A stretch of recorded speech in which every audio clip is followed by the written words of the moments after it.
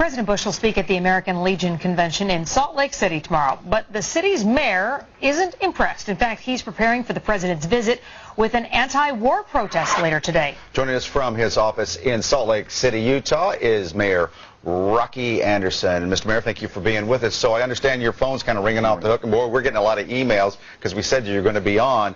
They say, you know, as the mayor of a city, it's kind of like someone being invited into your home. You're supposed to be there and welcome whomever it is. We're very pleased, of course, to have President Bush here, along with Condoleezza Rice and Donald Rumsfeld. But we think it is extremely important that we raise our voices, that we express our opposition to what we see going on in this country. It's a moral imperative, I think, for anybody, especially those in any positions of leadership, to express our dismay, our opposition with the disastrous course that this president has taken our country. But I guess a lot of people, while they understand the need for people to express themselves, they also believe that elected officials have a certain sense of decorum, a different level that they hold themselves to of public conduct. And some folks say this is just unseemly. Well, you know, you can talk about being polite. I'm a very polite person. I'm courteous. But I also think there are things that are so absolutely important to express right now out of deep, deep concern for our country and the values of our country. This president does not reflect the values underlying the foundation of our country, our Constitution. A president who makes excuses for torturing other human beings, for violating our Constitution. Hold on. Let me just stop you right there, because you know, we have to challenge something that you say like that. At what point did the president condone torturing people? Well, he has an attorney general. Just give me one specific, just one. Okay, he had his Secretary of State on his behalf has tried to play games with the word torture. Okay, we're not talking about playing games with the word torture. You said the president himself specifically has condoned torture. I'm just asking you to give me one example. Well, of course he has.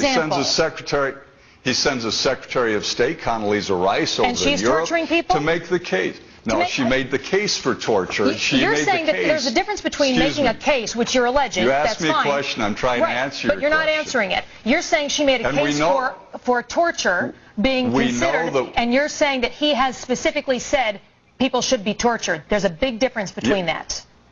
No, well, excuse me, and what he has done and what his Secretary of State has tried to justify, we have kidnapped people and rendered them to secret prisons in other nations and tortured these places where these people are going to be tortured. We know that has occurred. The investigation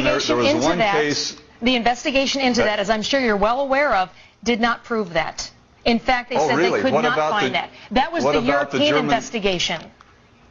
What about the German citizen who, because of mistaken identification, was kidnapped and rendered to a prison where he was tortured? And Condoleezza Rice apologized. She said it was a case of mistaken identity. But we know this is going on in this country, and you folks are the ones who are helping mislead the American people into thinking everything is just terrific. You're the ones who helped sell this war to the people. Oh, now you want to interrupt me. Let's go back to the situation of tomorrow, President Bush in your town, and you're the representative of Salt Lake City. And so many folks from Utah have been emailing us saying, please, Mr. Mayor, quit embarrassing the state of Utah. How do you respond? Well, we've got a lot. We have a lot of people who are also thinking that maybe Utah should be embarrassed by its high approval ratings of this disastrous president. You know, we were lied into this war, much with the help of you folks, the mainstream media in this country.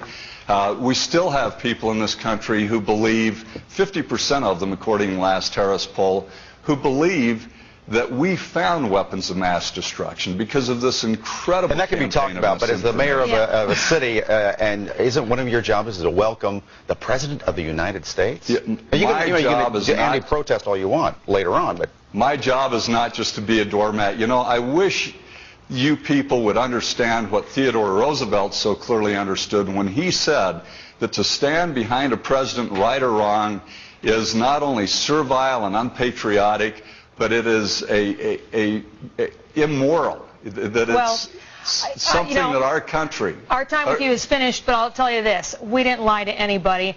And in fact, the president's, the beliefs that he had were backed up by the French, by the Germans, by the Israelis, and everyone else. Rocky Anderson, Mayor of Salt Lake City.